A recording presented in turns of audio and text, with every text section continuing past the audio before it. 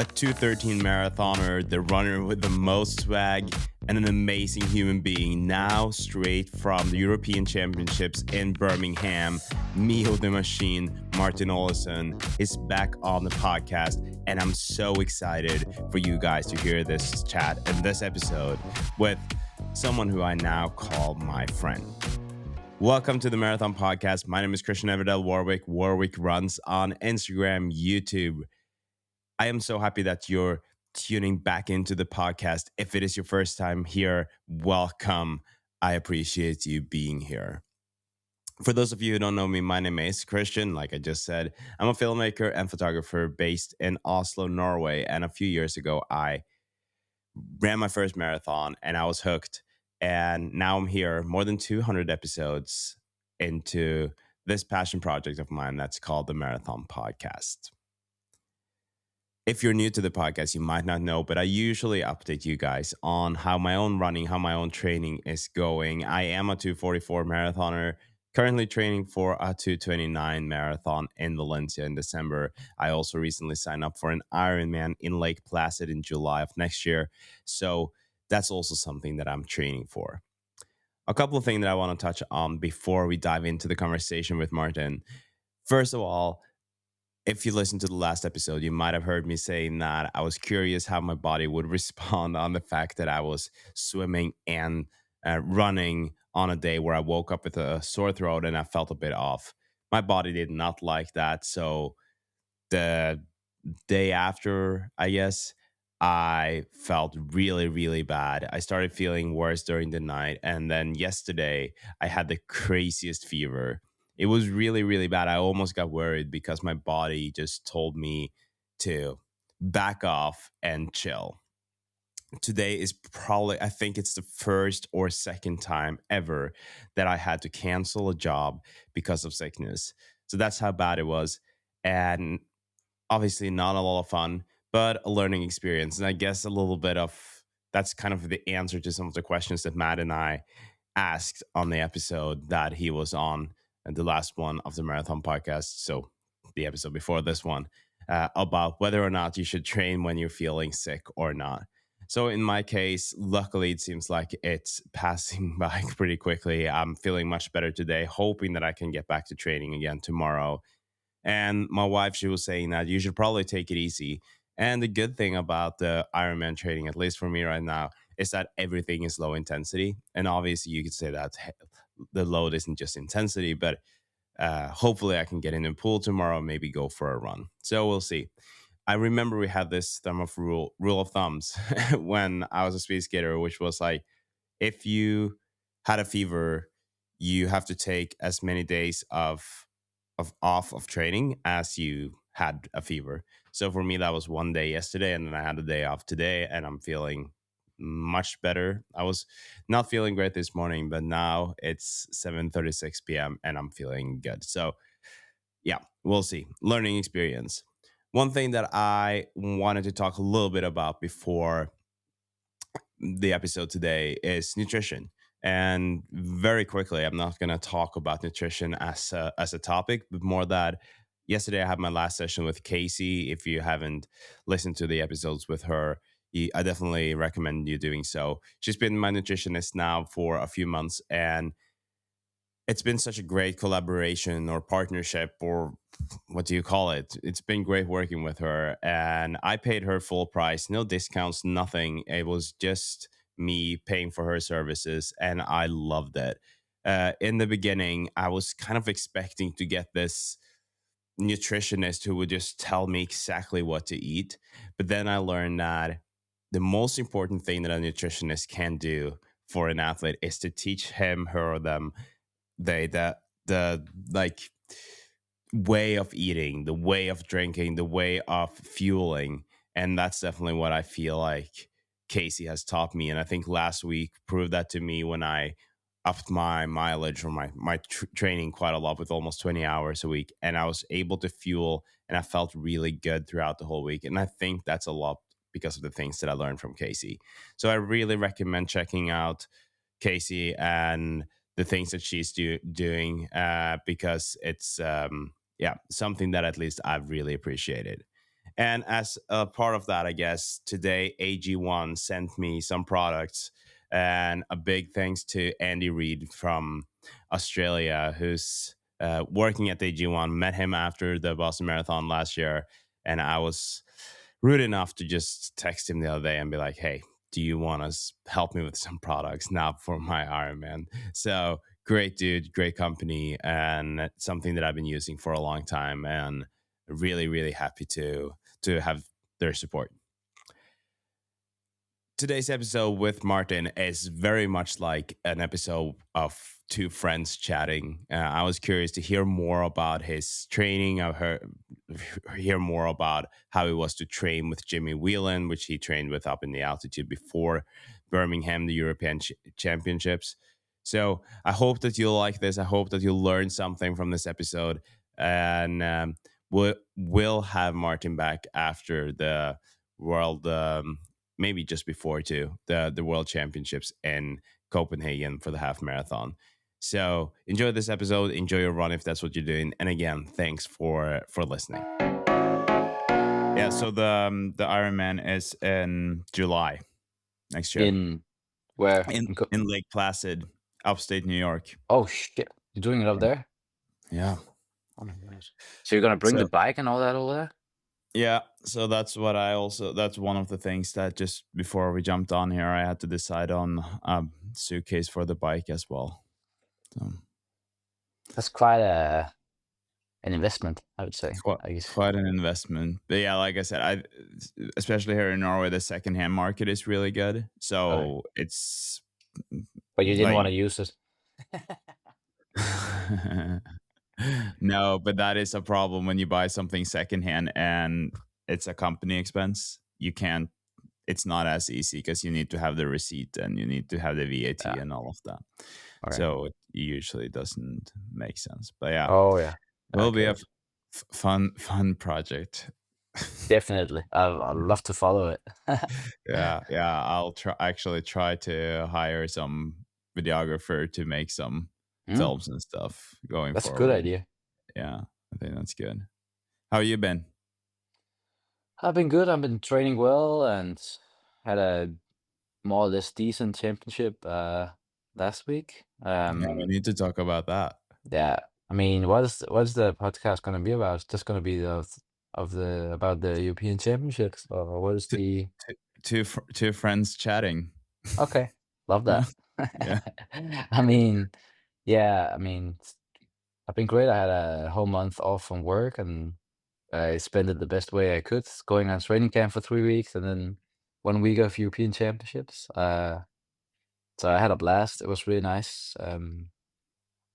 Yeah, training well. Had good people around me for 3 weeks in altitude in Font Romeu, and then I jumped straight back to sea level. Spending some days in Barcelona with Jimmy. Hmm. That was really nice. That he was yeah generous enough to let me homestead his home and watering his plants before he himself arrived. Yeah, so we had a couple of days there together, and he showed me around, and then I took plane to Birmingham. Then I spent a week there, just trying to log in and settle in for the race and to make a plan with the coaches and getting used to the atmosphere and uh, trying to dial in on the race and my strategy. And also, yeah, I had a lot of treatments and yeah, for me, it was good to have 5 6 days before the race with the Danish team, just to like get that championship feeling in, because arriving, like, usually they only let the marathon runners. Uh, they usually want them in maybe 2 or 3 days prior, Hmm. and I thought that was a bit too late for me. I wanted to have the whole experience if I could get that, but yeah. But then, I mean, it was also pretty boring. We're staying at a hotel close to the airport. There was a drought there, so everything was just burnt to a crisp, and there was construction everywhere. So there was no parks to run in, so I was running at parking lots for a whole week, and I was running on the highway. So eventually, they had to put up signs that runners competing for European Championships are not allowed in these areas because you cannot run there. I was like, I was running on the opposite direction of the highway on the highway, so I was just so exposed Uh, to being hit by cars every day. And I mean, I don't want to jog every day in a parking lot or around the hotel like everybody else. I no. mean, if I'm going for 10 or 15K or doing a session, I want a bit more variety. I mean, Yeah. and maybe a good look for it. So it's like scanning and searching and looking at maps and on Strava to find a better route. But yeah, I think I found somewhere decent to do some training before the race on Sunday. But yeah, it was nice to just dial in with the team and Yeah, because you seem like that's the thing that I was thinking about when obviously and we'll get back to that and you can represent yourself a little bit, but um I feel like although we've only met once and spent a couple of days together in Boston and we talked on the podcast, I feel like we know each other well. I knew that you were not a full time runner, but for people following your content for the last month or something like that, seemed like you went on that training camp, like you said, up in altitude in Font Romeu, and then the European Championships. And I guess you touched on the fact that you got some time off from work, but how has it been for you to be that full time athlete for a month? Do you want more of that? I actually do. I came home, I was like, "I'm never gonna go back to work." I feel so demotivated, you know? I mean, it's also a long time to be away from work on vacation. If you just were a regular guy going on vacation for a month, it would be tough anyway to come back, and you'll be a bit tired and demotivated and stuff. But yeah, I also felt like, "Oh, I wish this was my job, actually." I was so Mm, motivated just to keep going, actually still carrying that feeling with me after the race. I don't feel like my the fatigueness is just like the fatigue is not that great, or you can say, I mean, I'm not like tired of doing the marathon. I feel really fresh in my head. I'm ready to do a new one. Give me a new one. Throw it at yeah. me. I just need my quads to be with me again. They left my body like a week ago and they haven't showed themselves yet. So, so I'm still trying to recover from that. But yeah, I feel motivated and more than ever right now. And yeah, I'm really glad I got on that camp, and I really appreciate the people around me there, and it was really nice to have like kind of a group. And yeah, I was just yeah, I think I rediscovered myself again on that trip, running Yeah. wise, and I think I want to pursue that for the next couple of years now because I really have that fire burning in me still. And I think if I wanted to do something great, it has to be now, because in 4 or 5 years I'm probably not, I mean, in a state where I can improve a lot. So I think it's more or less now or never if I want to give the World Championships a shot or maybe Olympics even. So I think I have to stay in this state of mind uh, for now.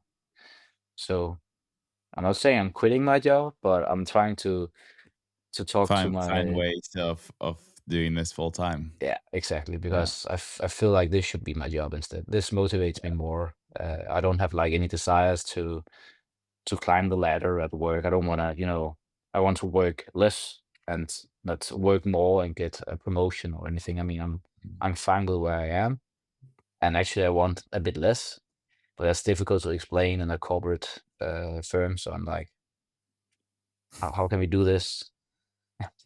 And even But last time, it is funny that you're saying this because I'm pretty sure last time we recorded, I asked you the same question, and then I think your answer was that you felt like you tried it, and then going full time made you like you needed to spend your time doing something else, and work was a nice distraction, and it helped you to. Do you still feel that way, or do you now feel like if you were to re-enter that full-time phase of your running career, that you would be able to utilize that and find a better balance if you did it today compared to the last time you tried it? think I need to structure it a bit more and find a better balance in my running if I go full time on it. And I need to have a better team, and I need to get a better base. I mean, the last couple of 2 years has been quite turbulent. Like feel I'm living in a suitcase. I'm living home with my parents again in their house and had them move out to their summer house. But everything is just a mess back home here. It doesn't feel like my own place, and all my clothes are just laying around in like boxes and suitcases and duffel bags, and can't find half of my stuff all the time. It's just one big mess. And yeah, I'm trying to be a grown up, but it's just, I don't have any energy after work, like to deal with like cleaning up or anything. I mean, my mom even do my grocery shopping. I just come home and then sometimes I cook, sometimes she already had cooked for me, and then I just have to put it in my mouth, chew it myself, and then go straight to bed. I mean, But so this is a very interesting, if you can call it, dilemma, because I think that, um, to someone who is fully established in that adult life, with like not having your sport being a big part of your life anymore, and you have other obligations and stuff, I think that they might be like, well, this sounds like a weird thing, right? But to me, I remember being like 26, 27 myself, staying at, or living at my parents' house, yeah, and being very much in the same situation as you were just describing. And that felt very, very normal at the time. But you also start being like, oh, I need to have some more structure. There might be some changes needed here. But there's also something to the fact that when you are training and when you're putting in that many hours, you do need to have, um, I don't know. There are also some things that will be hard to get. You can't get everything right. It's no, hard, and no, it's unless there's you pros and were like a cons with it, super professional runner who made tons of money doing this, then it would be easier Mm. to have those things. It's But kind of a gamble yeah, it when is, you're and at it's this level I'm at right now. yeah, yeah. And I guess that's where it's important to have a partner who understands what you're doing as well. And it seems like Yeah, you do. I do. So Yeah. that really helps me a lot. She's actually the one supporting me most to like quit your job. I mean, this is now or never. You can just move home to me. We figure it out, and I mean that's really nice to have that That's how you in know your back, you know. that's how you know it's the right one. Yeah, exactly. There Yeah. must be. So Yeah. I'm Yeah. really happy about that. I really appreciate that kind of support, but also not only from her, but also from my friends and family and colleagues. Even my colleagues are like, I mean, you can always work again. You can always come back and work the next. You can come back in 5 years and then work the next 40 years at the company. Yeah. So I try to play my cards I've been dealt the best possible way, and I think, yeah, I probably need to talk with my manager about some kind of agreement, Yeah. maybe some leave, so I can come back after I have tried my best in my other career.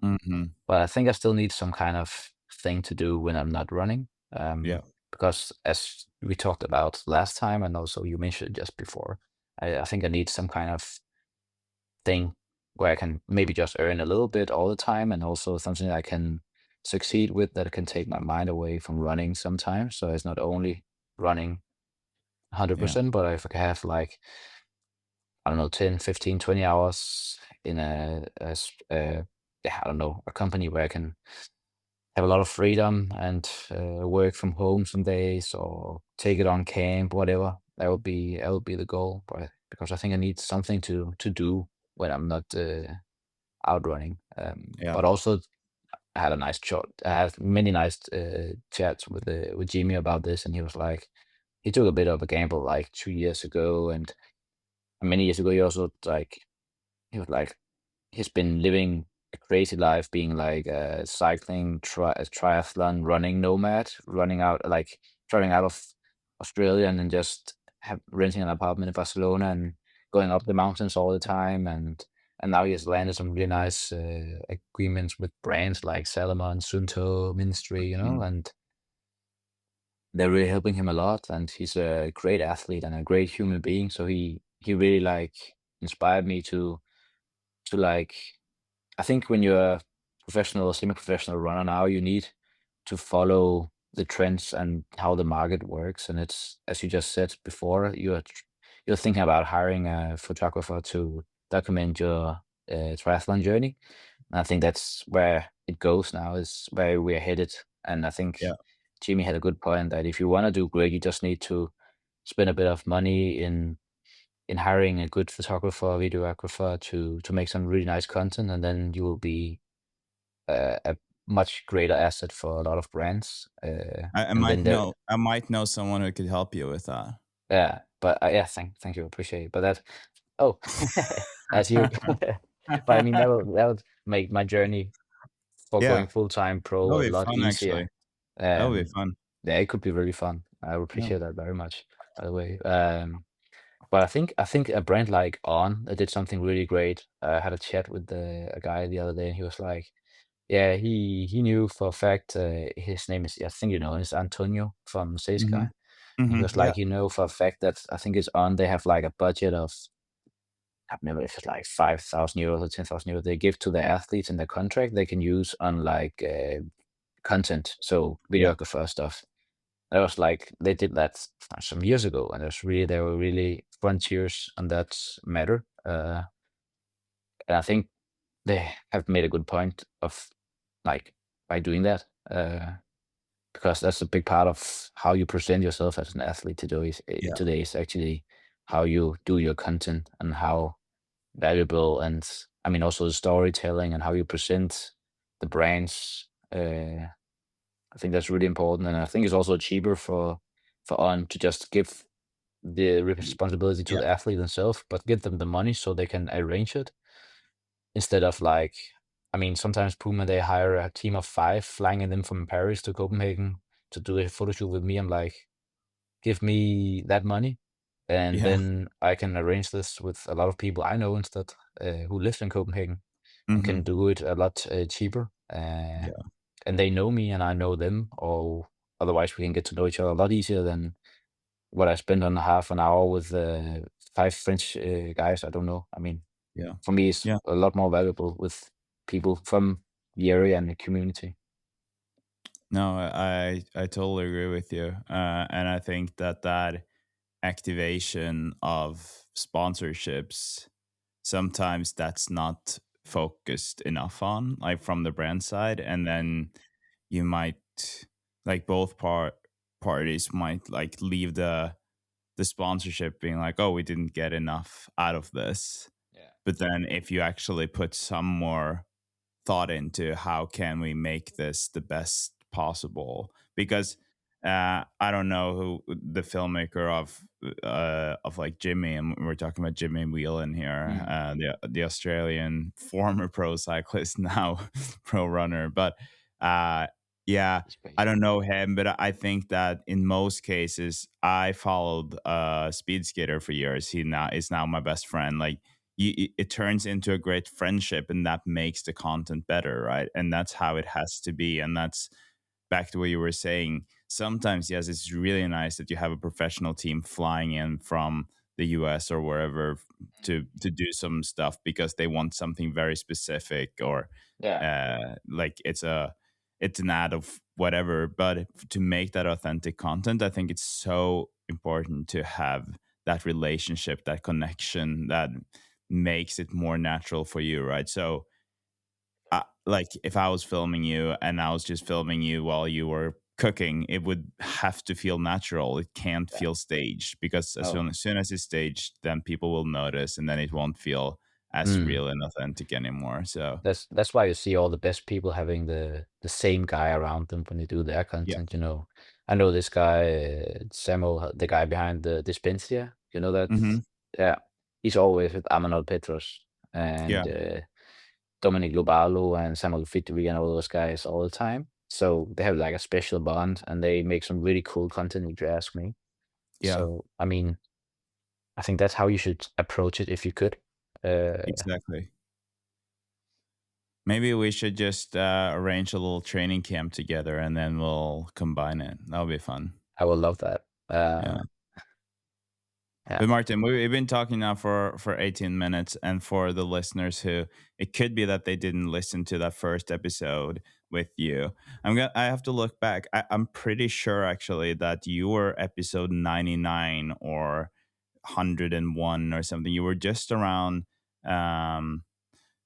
around the 100th episode of the marathon podcast, if I remember correctly. But it's been a while since you were on. It's like more than half a year. You were episode 99. We're now on 200 something. Uh, I recommend listening to that first one to get to know your whole journey. But like we gave a short introduction to you now, 20 minutes into the episode. Yeah, that's probably a good idea. Maybe we should have started there instead. Probably, but Instead of yeah. yapping around. I mean, yeah, my name is Martin Egebjerg Olesen. I'm a Danish marathon runner under the name MEO the Machine. It's an old name I got from back then when I played football or soccer, if you're an American listener. Um, yeah, I mainly do marathons, but I also dropped down to half, 10, and 5. I even did a 1500 and 800 meters during COVID. I also do cross country. I do whatever I can get my hands on, pretty much.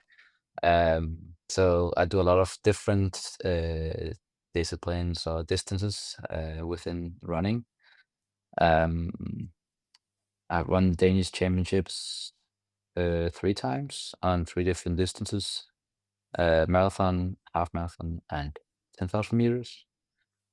And my best PB is probably my marathon, which I did back in December last year in Valencia, where I ran 2:13:14. And I work full time as an engineer in a big company in Denmark. I think that's pretty much it. And then I'm a big Arsenal supporter. So come on, you Gunners. Yeah, is even wearing the t-shirt or the jersey right now. Yeah. And a nice Yeah, cap also. it's a very nice hat. And we need to touch on before we continue. I want to touch on Boston and the experience we had together there. It was kind of a full circle moment for me too. Um, meeting a lot of people that I've connected with, but probably my favorite part was meeting you and Laura in Boston and hanging out. And I That feel was so like, cool. yeah, it was a lot of fun to just hang out, connect, and also seeing how Christine during the shakeout, my wife, was able to connect with you guys, and we had such a good time. And I think that um, it's such a nice and cool thing when you meet people that you talked to before and you realize that, yeah, this is just as cool of a connection as I thought it would be. We haven't gotten around to taking our unicorn tattoo yet, but we have to do that at some point as well. I have some um, sketches I need to show you.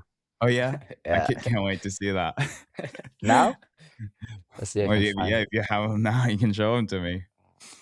But there was also a funny moment in Boston. I'm just gonna keep talking while you're looking it Yeah, up, but I'll find the uh, picture.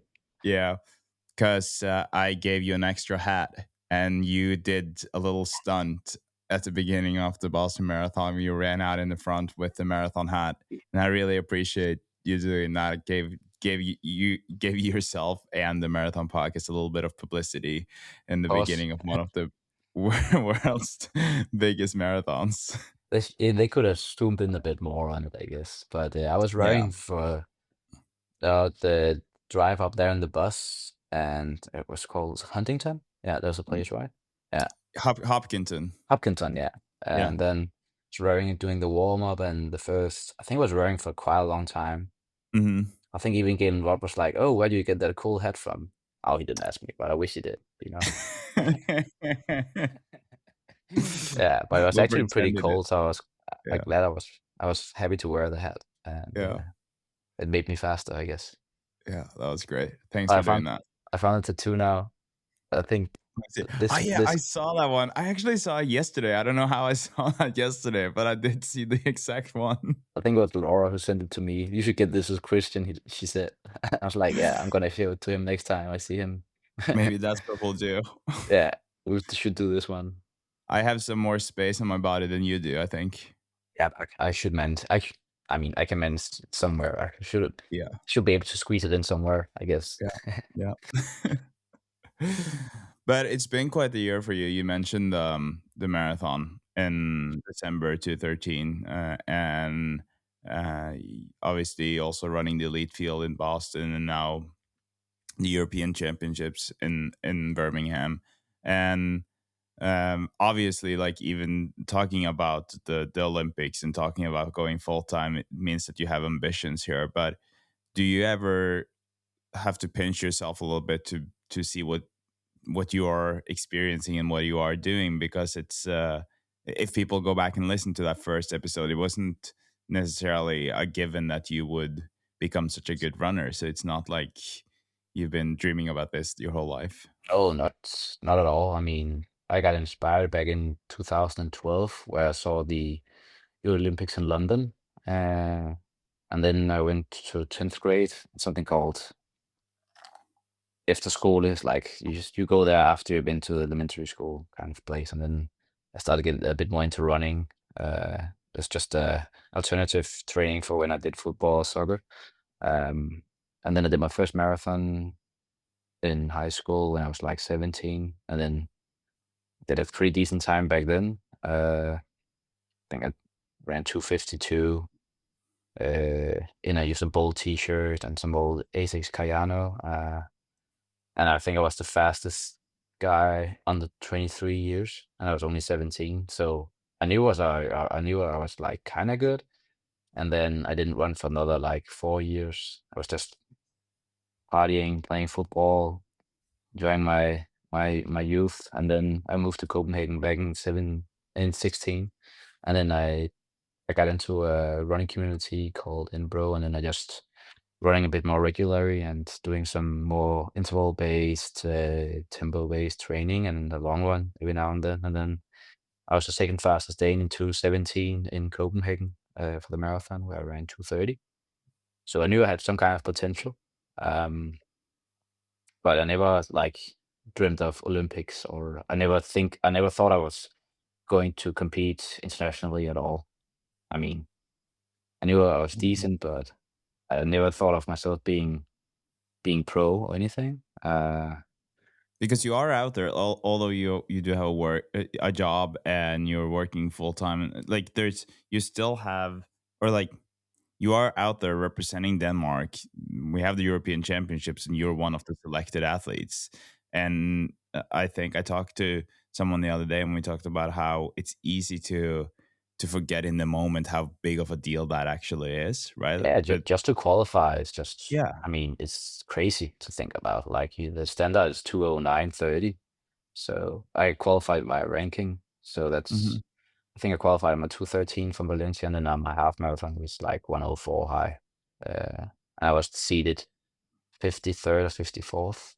Hmm. So that was, I mean, I was in the back of the field. And I was in the back of the field the whole race, but I gradually, you know, moved up the ranks during the race, but we can talk about that later if you want. But yeah, I mean, it's crazy to think about. I've been at my second European Championships, and I had no idea I was even capable of doing that when I started running. I just did it because it was really fun for me, and it was like a nice kind of therapy after a long day at work or at study the Yeah. university. So for me, it's always just been like a free space for me. So I never thought of being it a sport as per se. Mhm. So it's nice it can be that for me now because I really love doing it, and that's why I don't. I mean, I train a lot and I train hard, but I never like gamble. I never gamble that much, so I run into injuries because I just love running too much to be injured. Yeah. So I don't want to gamble with my body and all the aftermath after. Like I don't want to gamble with weight. If we should talk Yeah. about that Yeah. matter, I mean, because I know I can gain a lot uh, time on a marathon if I weigh maybe 3 or 4 kilos less, but with that life I have right now where I'm busy all the time and I don't want to gamble with my health just to go faster and maybe not be able to run for a month or more if I get injured with a stress fracture or Yeah. something else. I know. I mean, I'd rather be healthy and happy and running every day than gamble too much. I mean, but some would call that maybe unambitious or even lazy, or I don't know, but I I think a just lot of people would call it sustainable. yeah, It's just, yeah, and longevity. yeah, I support that, and I also think that there's a big difference between um and I've talked about this on the podcast before, because as soon as you start talking about those marginal gains mm, that you are mentioning, and if you use weight as an example, I think that there's such a big difference between someone who is, there are runners who are starting out and they might be overweight, and then obviously, yes, it's a healthy and probably a good thing for your running if you lose some weight. But uh, I spent that weekend with you, and you don't have that much to lose. So if you no, no, started losing, you would have to lose muscle, you would have to lose things that are yeah, uh not where you definitely enter that unhealthy part of it. And like you said, it could be that could make you a little bit faster, but to what price, right? And exactly. I just want yeah, to be safe. I'd hmm, rather be safe than sorry afterwards. I yeah, know that people maybe think that's I don't know. I just see people that's gambling all the time, and they want to run really fast and they want to get there quite quickly. I'd rather be, as you said, a bit more sustainable and have more like a long-term plan. yeah, I'd rather run and be consistent and have that continuity to my training and continuity. So yeah, I just rather be running a whole year and maybe just improve 1 minute than be injured on and off and then improve by 3 minutes. I'd rather just yeah. improve every minute every year, and then the journey is probably a bit longer. But right now I have the time, so I don't really mind.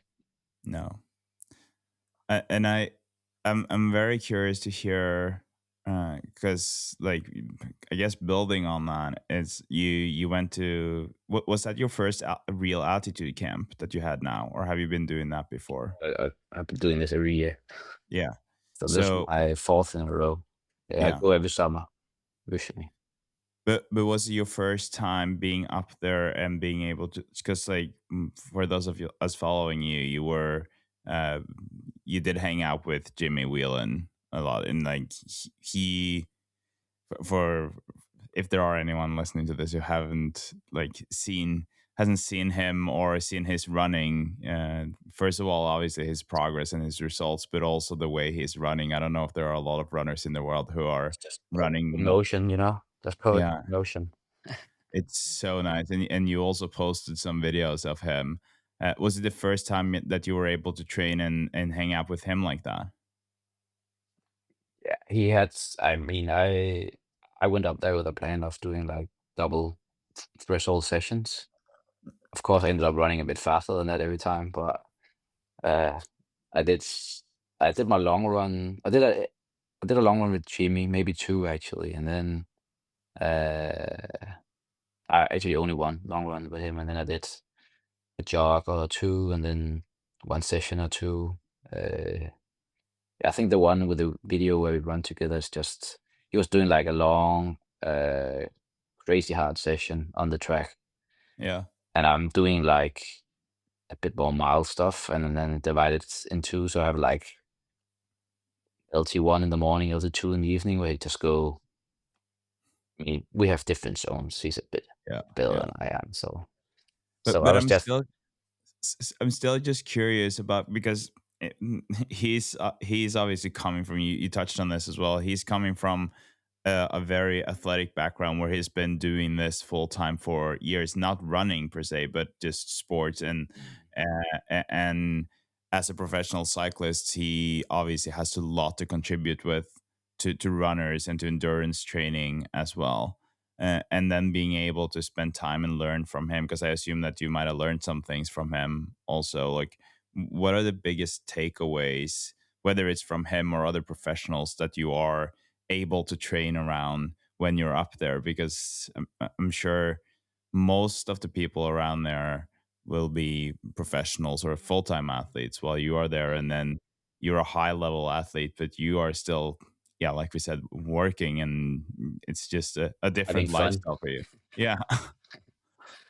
I mean, Jimmy's also a funny guy. He also likes to have fun and stuff, but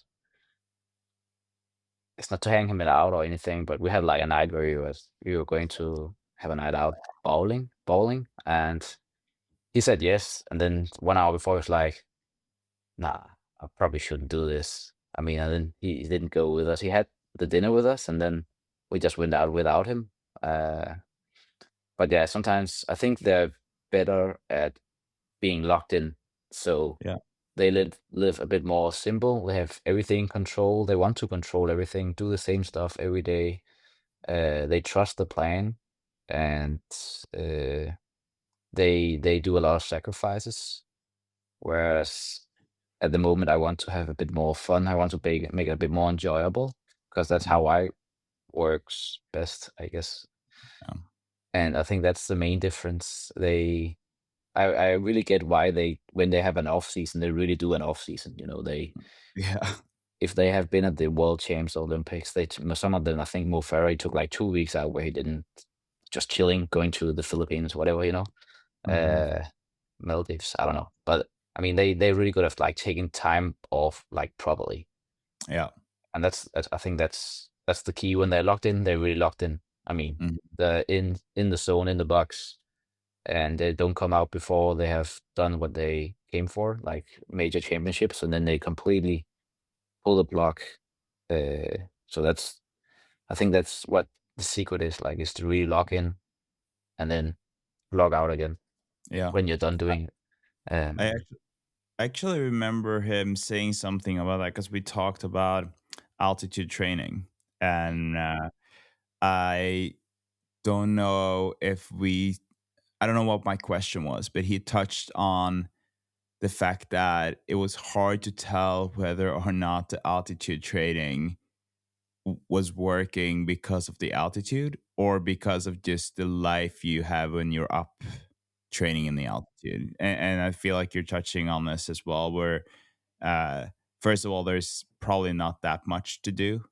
You hear that now that you I've can do a been. lot of stuff over there, trust me. Yeah, so you can, but I think that to a lot of people, they're like, this is a place where you train, and there's not like that many other things to do. And then, especially in terms of activities and all of that, Mm. I think that there are, like you said, there. If you're creative enough, you can do a lot of things, and if I you mean, you really you would be want to, surprised. The things you yeah, could do up there is tremendous. There's yeah. so much you can do. So, based on your example as well, it sounds like maybe it's more the whether it's the lifestyle that you're forced to doing, not because of other options, but more because it's like, okay, now I'm here, this is what I'm doing, and then you're so locked in. And then it's that question of when you're home, there are even more things to do, right? You have friends, you have family to hang out with, Yeah. and there might be events that people are inviting you to do, and you end up doing them, but you don't really think of it as a load in your everyday life. But when you're at the training camp, and especially if you're a group of people who are all just as dedicated, and maybe you're even more tired, so you rest more, and you Yeah. just end up being more of that 24-hour athlete Exactly. when And you're when you're back up there. home, you say no to stuff and you maybe feel like, oh, you're missing out and you're having like a bad conscience. Or if you say yes, you go and you think about, oh, I shouldn't have gone. You don't get Hmm. that possibility when you are at camp because you're so isolated. Yeah. And I also think Jimmy was actually happy about leaving Barcelona for a bit because he has a lot of friends coming over from all over the world, and he felt like his home was kind of a hotel. Uh, so he loves having people around, but just take a bit of focus away from the running and Yeah. sports, Yeah. and that can be a bit of a stress. But I also think he's really good at managing it. He's a really Yeah. great guy, and he has the capability to balance both things, I guess. Mhm. Yeah. But I got this question a lot when I was in camp. Like people were like wondering. So I heard you had a full time job at home, and I was like, yeah. And some of them, they did less kilometers, like less training than me, while not having a full time job. I was talking to this Icelandic marathon runner, Linur, and he was like, he was only doing 160K a week, and he thought that was a lot. I was like, I'm doing 175, 180, and also bicycle and go to the gym, and I still work 40 hours a week sometimes, and it was like, they cannot be possible. So for me, coming to Font on an altitude camp, running 200, 215K a week and not have my job or didn't have to go to work or anything was just Mm. it was so nice, and it was actually easier for me to do plus 200K a week compared to doing 175 a week and having a full-time job. That was I felt Yeah, like this is easy. I mean, I could do yeah. this every day. I felt so fresh, and I didn't sleep that great on the camp.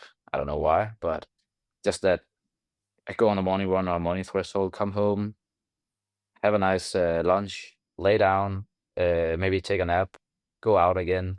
I mean, I had to sometimes restrain myself not to go too deep or run too much. I mean, I was really feeling great this time, all the time. I had like maybe 30 hours where I had like a food bug or some stomach issues, but other from that, I was feeling really great, and I had to hold back. Even in the tapering week, I was like doing 168. I was like, Mhm. I need to restrain myself here, you know. Yeah. Um, So that was nice to have that kind of feeling. So going into the championships, I was really feeling great, and I had really high hopes for doing a great time. Or not a great time, but maybe a nice placement in the field, and try to improve my seating as much as possible. Mhm. Um, but yeah, I think the camp was really nice for me this time, for Can you sure. say something more about what you did? So I want us to get to the race itself, but in terms of your training Mm. leading up to this, you said that it was a good training camp there, but also the weeks before that. Did you make any changes to your training, like say compared to the Boston build or the Valencia build, or I think what did it look like? I think the Valencia build was a lot of because we had that shitty weather back home in Denmark. I did most of my sessions during the week on a treadmill, Hmm.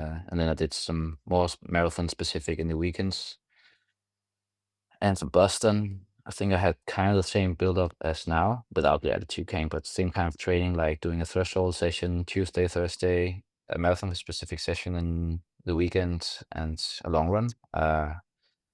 And this camp, I went in with a couple of Danish guys, and they do like double thresholds, Tuesday and Thursday, sometimes also Saturday, and then a long run Sunday. So I was buying in on that pretty much, especially Tuesday and Thursday, and did a double threshold there.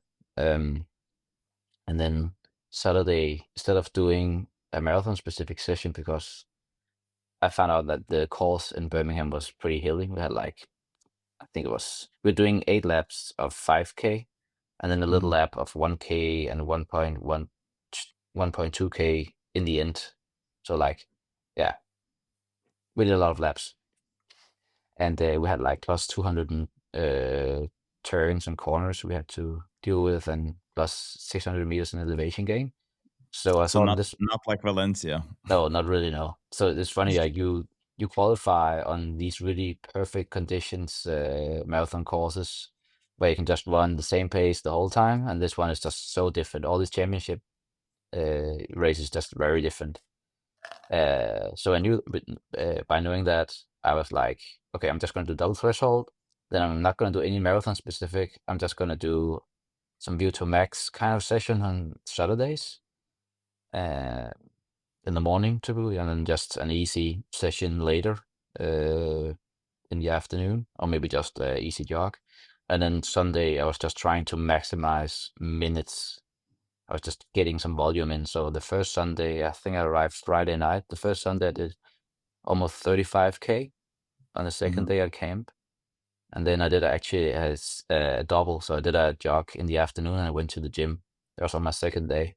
So that, I can't remember, it was like 42K on the second day, and then a gym session. So it was a good start to the camp. And then the next week How was, did you feel after that up in the altitude? Because usually you will feel a little tired or it like, usually hits me on the fourth or fifth day. I yeah. can like feel if I went out a bit too hard.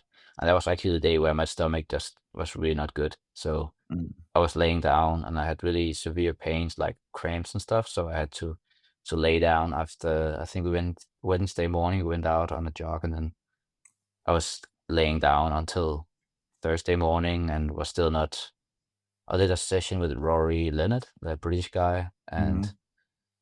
I had to drop out because it hurt too much. So I was just doing an easy jog after the first 2 reps, and then yeah, my lactate was also pretty high because I couldn't Yeah. breathe properly due to the cramps. So I had to pull out, and then I was like, okay, I'll just go home and rest, and then I'll come back to the track in the afternoon, see if it's better. So actually started with Laura that day, and then did 2x1K with her and some 400s, and I felt great. And I did the last 400s in my own pace, and then Friday I was back to normal.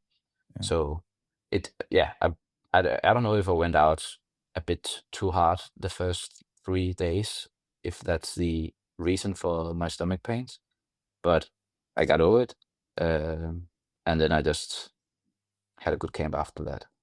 So the next Sunday I did was 37, so it's 36K for the Sunday long run, and then on the last day I did 40K, and somebody stole my bottles, so I did 40K in like 25 degrees in altitude on one gel and 200 milliliters of water. It's like, don't try this at home Don't try this at kind of home. example. That was grim. I mean, I was feeling okay, but after 30K, my heart rate just drifted. I mean, it was crazy to see the transition in your But energy how far were system. you out from Birmingham then at this point? Yeah, how far out? That must Yeah. have been that was 2 weeks prior. Yeah. Uh, And then like, cuz I would say that one thing is getting through that training or that session. But did you feel like your recovery time was longer than, since you were not able to get your nutrition and liquids in? yeah, probably.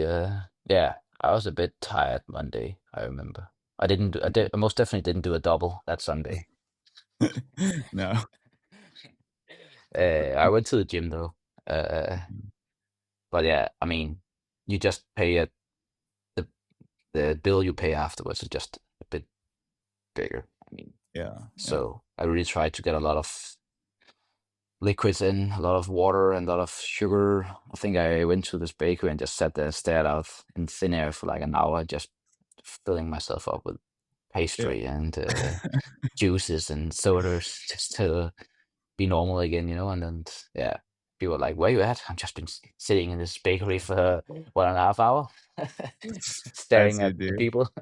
Yeah, so yeah, that was a bit rough ride that one. Yeah, so But I feel like, or by this sounds of it, I'm sure to people listening to this, it sounds like you were doing some of your own sessions, and then some of it was just shopping around a little bit, joining others. Do you have an overall plan going into this, so you know that what you're gonna do, or is it a little bit like wake up and see what you feel like doing? that's probably the last thing you just mentioned. I take it as I go most of the Yeah. time. I don't have a plan. I don't have a training plan. I think we talked about last time a little bit, but I've been training myself for the last 1.5, 2 years. And I mean, it's just, I know my body and my time so well. So I usually just, Monday, Wednesday, Friday is easy days. I do doubles there, and I usually also go to the gym. And then sometimes I'll go for a bike ride. So I could actually sometimes do 4 sessions or 4 trainings in one day and still call it an easy day. Yeah. As long as I don't get my heart rate above 140, I don't care how much I do, pretty much. Hmm. And then Tuesdays, Thursdays, and Saturdays, I do I get quality sessions, intervals, tempo, whatever. And then Sundays is usually for long runs. Yeah. Um, that's usually how I've stitched it together the last couple of years, and that worked pretty well, I guess. But And how do you then make sure? Because I'm sure you, like everyone else, you can't do too many hard sessions. You need to have that balance of easy runs and yeah, harder sessions. Uh, how do you make sure that you don't overdo it? Do you still have like a cap of how many workouts you're gonna have every week? And yeah, how I do mean, you? working full time, I usually just want to have 3 harder sessions. There will be Yeah, Tuesday, Thursday, and Saturday, and then Sunday long run, as I just mentioned. And then yeah, Uh, I just start out doing like a warm up, 3 or 4Ks, do a bit of strides, and then I start out in 320 pace, always 320. And if it feels great, I just continue, and then I'm probably gonna do maybe 2K or 3K or 10 minutes, whatever I do. And I end up doing like maybe 3 or 4 times 10 minutes in 320, something around that. And then I know, okay, I did this today. That was Tuesday. Thursday, I'm going to do something different. That could be 10 by 1K Hmm. in Yeah. 310s, whatever. And I do that. And then, I love how you simplify this. It's so easy.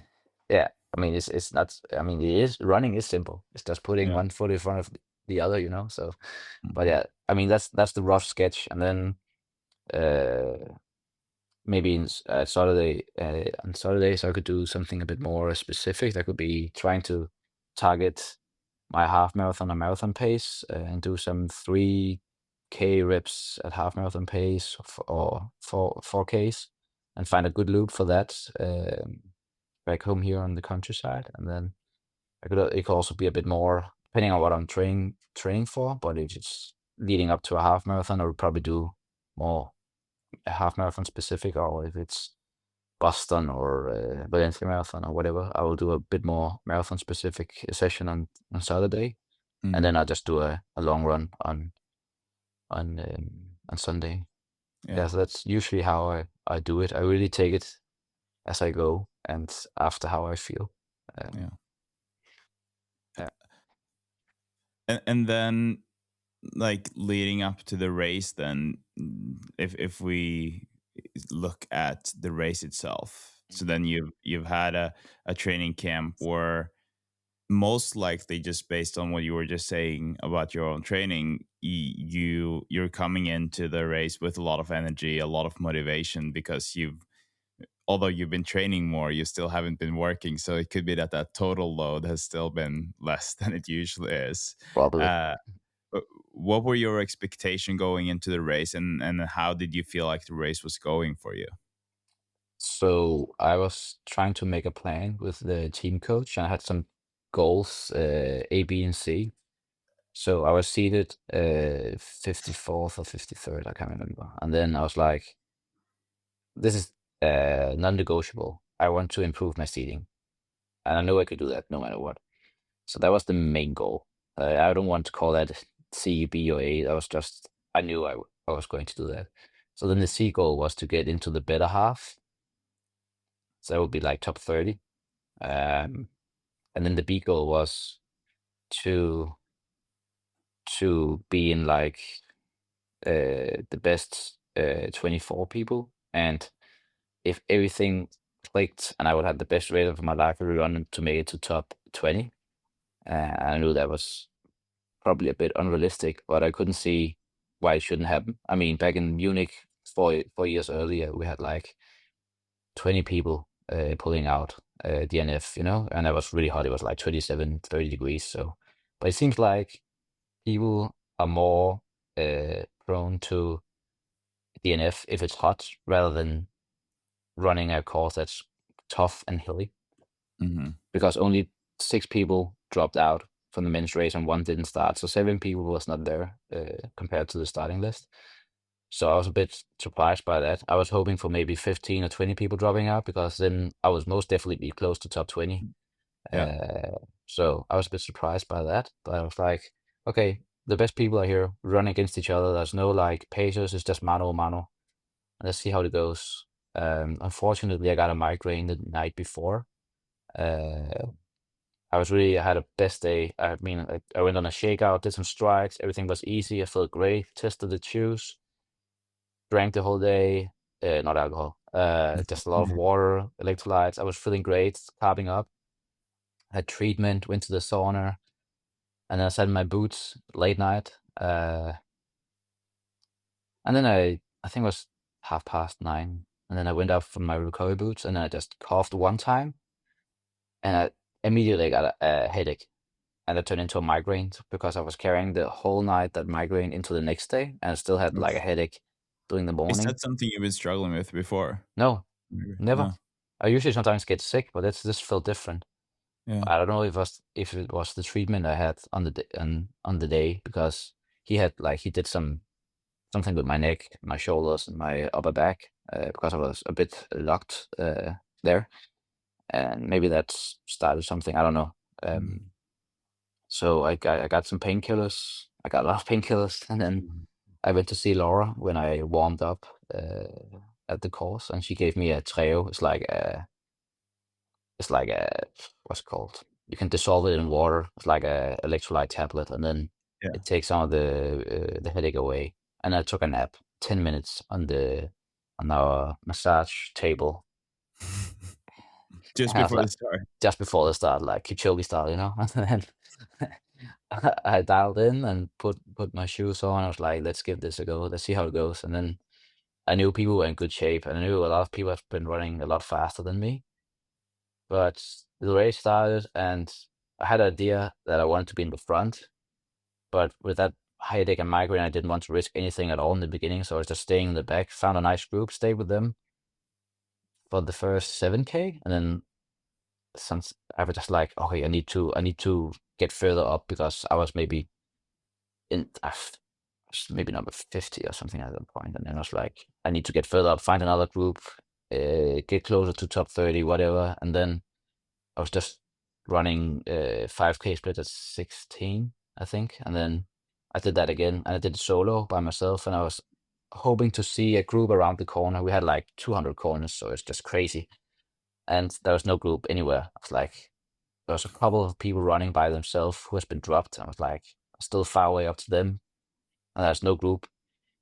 And I did that for 2 laps of that 5K loop. And then some people from the group I just left earlier, they came up to me and they just passed me. And then the group eventually caught up with me, and was just, fuck this, I'm gonna stay with the group.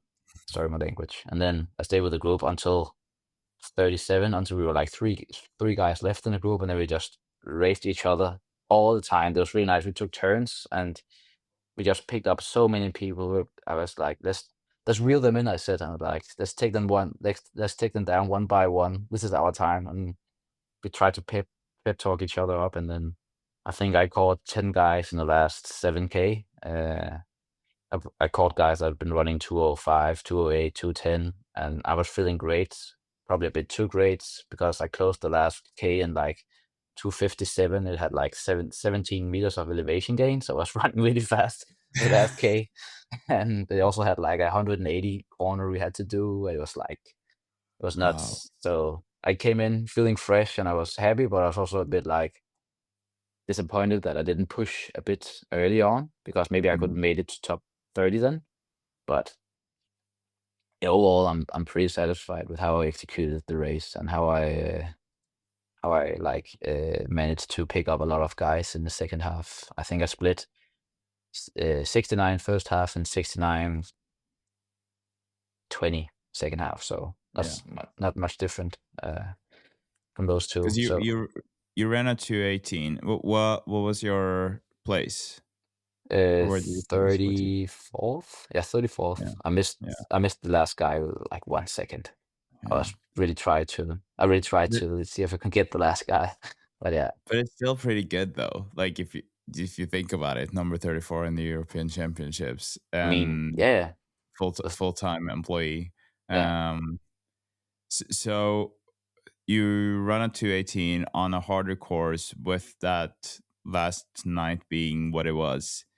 I don't know what you think, but in my eyes, I would argue that that is still like up to like almost at the same level as your 213 marathon in Valencia.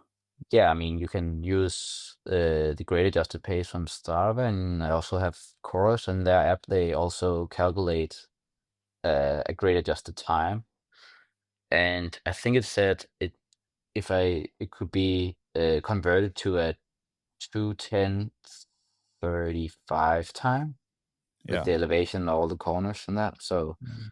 I mean, that's pretty good. I know I was in good shape, but I mean that was quite surprising to me that it really took that much out. But then I thought to myself, the rhythm was impossible to, like, you just get it interrupted all the time. Then you had a Mm. hill, then you had a corner, then you had a turn all the time. It was just crazy to go up and down. I've never tried or experienced anything like this before. It was just brutal out there. And then Yeah. yeah, I was really lucky I had that group. Without that group, we were just, yeah, we had been sold. I mean, it was my luck to have that group, to have those guys to help me, because we helped each other. But that night I had before was just really bad. And Mm. to top it off, like we had a security breach at the stadium on Saturday night. Right. Uh, What was that? there was some guy who had copied accreditation or something like that. So he went in, and people didn't know if he was like there to do some harm or anything, but they had to close down every entrance and exit, and that resulted in all the shuttle buses coming back to the hotel where our athletes were staying. They came in from uh, 12 in the night till 2 a.m., interrupting every guy, like everyone was sleeping. So, and I had the bedroom just next to the entrance to the hotel, so all the buses just came in within 2 hours all the time, and some of them had won medals, so there was like partying on the streets, and I had a headache. I couldn't sleep. I mean, I maybe got three hours of sleep before the race. It was just Yeah. it was not the perfect it's not the perfect intro for the marathon, But but everything considered, I was really happy and satisfied. So yeah, yeah, because back to what we were saying in the beginning here of you maybe doing like becoming a full time. There we go. I Do you opened want it. to give that a little ad too? Because we talked about this before we started recording. Not sponsored yet. Danish soft drink. Uh, but yeah, back to what we were saying about you maybe going full time, leaving Birmingham after that experience.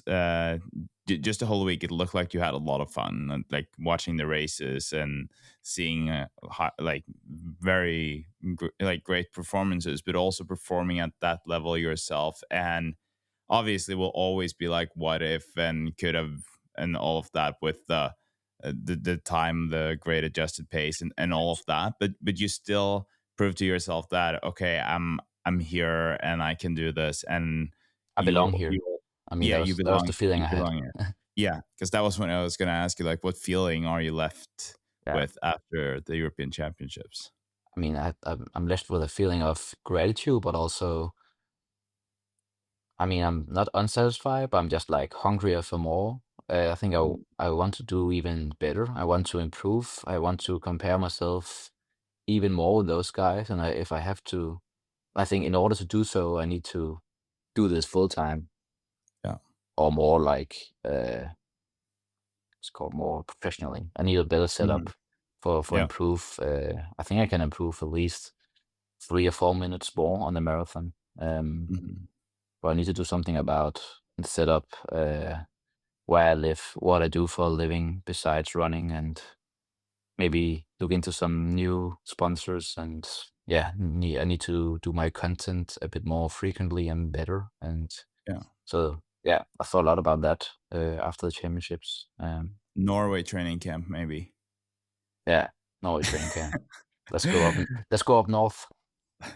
I also want to ask you when you talk about that. We're gonna wrap it up now, but uh, the last conversation we had on the podcast, we and I think I posted one of those videos from that last party you had before Valencia, and that was like 1 week before, and you described how you were so drunk you had to be picked up by your parents, and you were like, not you weren't tipsy, you were drunk. Those Yeah, were your words. yeah. uh and you talked about, the comparison to Jimmy, for instance, where you need to do a little bit more, you need to be a bit more like do stuff all the time.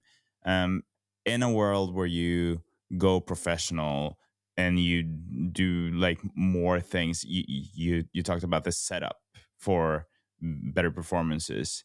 Do you think that a part of that, if you were to be completely honest, that you could still be just as social, but that, for instance, doing something like what you did the week before Valencia is something that can't be, or like should be something you don't do as much to perform like that? Or do you think that you need that? Because some athletes would argue they need it as well. Yeah, I don't think you need that. Like, you don't need that party 1 week out from a big competition. I mean, that was pretty stupid. I took a bit of a gamble, and but the day after, I had one of my greatest like sessions in a long time, and that was the day after the party, or maybe 2 days, probably 2 days after. It was Sunday, so that's the last longer session before Valencia, and I did pretty well. I was like, okay, maybe alcohol is just fermented sugar and it just goes straight to your legs. I don't know, but Mm. I felt fine. I was like, okay, that evening didn't do me any harm, so I'm feeling great, and I was still like positive towards Valencia the week after. So yeah, I But mean, in a, like in a with critical eyes, and now I'm not saying this because I think that I do think that there are some athletes who kind of need it, not necessarily need the alcohol, but just need to blow off some steam or do yeah, things like that. And like you said, probably not a week out. That's a no, risk and a gamble, no matter what. I wouldn't But recommend that. no, but you do have some athletes who are, like you said, they are sober from the preseasons or the build up starts and up until off season, and then you have some that can have a party, like go out drinking a little bit Oh, every now and then. Um, but do you think that that's also a sacrifice that you would be willing to make or take if you were in a position where you were a pro, or do you think that it's still nice for you to have that, or that is your strength, that you also do social stuff, and it doesn't necessarily need to be very drunk, right? Like, no, but no, no. more I the would still, lifestyle. yeah, I think it's still part of me and who I am. So I still do like social stuff, go to concerts, the cinema, whatever with my friends and family, and and still practice that, and probably not get drunk too often. Mhm. Probably after a race than rather than before. Yeah. Uh, so that was also the case in Birmingham. I mean, there was like this big after party at the hotel, and it was really cool. And I came to bed like I think I went to bed at 6:30 in the morning. So I've been Wow. awake for what almost 27 hours, and I woke up at 11:30, and I needed to check out at 10. So I was 1.5 hour behind schedule, and I hadn't packed anything at all. And yeah, and then everything got canceled on the way to the airport, and I had to carry these big ass suitcases like 2 kilometers to the train instead of taking a private bus. And I had been away for like a month, so I was having like 2 big suitcases and a backpack and marathon legs, and been out all night and partying, and then it's just the longest travel day in my life. And then I came home at 1 a.m. in the night and had to be at work next morning at 8. Oh, that sounds exhausting. It was really This week has been quite long. And then yesterday we had the annual party in my company. So yeah, this Saturday is really, and Sunday Relax. I need to relax and recover. Yeah. That's for Yeah. sure. But I still think you need to have that place in you where you can take some time off and blow off a bit of steam, because long term that makes the journey a bit more enjoyable, Yeah. for me at least. I don't Yeah. know. I came into this game quite late, so that's why I haven't done athletics as a kid. So I think people who has been in the game for way longer than me, maybe they're better at just logging in and Yeah. doing what they should, and not doing a lot of unnecessary stuff. But for me, coming late into the sport, I still need that kind of balance in my career, I guess. And I feel like I've seen and known a lot of athletes who are built we're all built differently, right? So I think that just based on how I know you now, without knowing you very well, but I would also say that that is probably one of your strengths, actually, that you're able to just go out and then forget about running for a bit, and then you do this, and that's a good way to distract yourself or get some time off, and I think that is Exactly. important too, and yeah. I'm As very long as excited, Martin, to see where this is going, and Yeah, you should text me whenever you talk to your employer and you're like, now I'm full time, and then I'm serious about the like series or documentary. It would be cool to make a little at least introduction documentary on you. I would Maybe love you that. can find some archive photo videos or something if you have some family videos, and we can sit down and make something cool. That'd be fun. definitely. I would love that. I would Yeah. really love that. That could be quite fun. Yeah, let's do that. Well, thanks for guesting the podcast again. It's we're gonna I'm gonna end the recording now. Yeah. But yeah, thank you. Thank you. Thanks for having me again. Thank you so much to Martin for guesting the Marathon podcast. After the chat, we started talking about maybe staying at the same place in Berlin for the Berlin Marathon. Um, we talked a little bit about his girlfriend, Laura, that Kristian and I both connected with in Boston. She's a great person and a great girl. And I can't wait to hang out with both of them in Berlin. I think this is what the running community is all about, and why this podcast means so much to me. It's these connections. I keep repeating myself on that. On Monday, we're actually having another Danish runner on. We have the Danish record holder in the marathon on the podcast. And I am very excited to share that episode with you. Stay tuned. Have a good weekend. If you're listening to this on any other day than a Friday or a Saturday, then enjoy your day. I hope you enjoyed your run, and I hope you enjoyed this conversation. As always, thank you for listening to the podcast. Appreciate you, and I'll talk to you in the next one. You listen to the Marathon Podcast, brought to you by Wild Studio.